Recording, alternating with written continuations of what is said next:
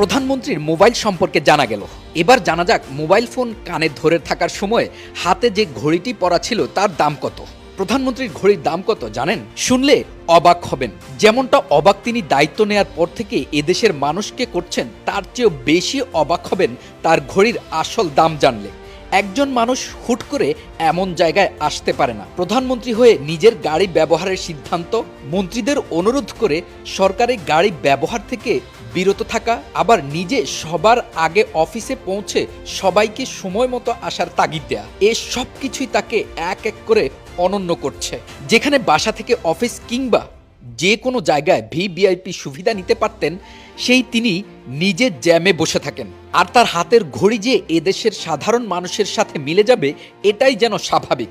তবে অবাক করা বটে, ক্যালভিন ক্লিনের এই ঘড়িটি মাত্র 12,000 টাকায় কিনতে পাওয়া যায়।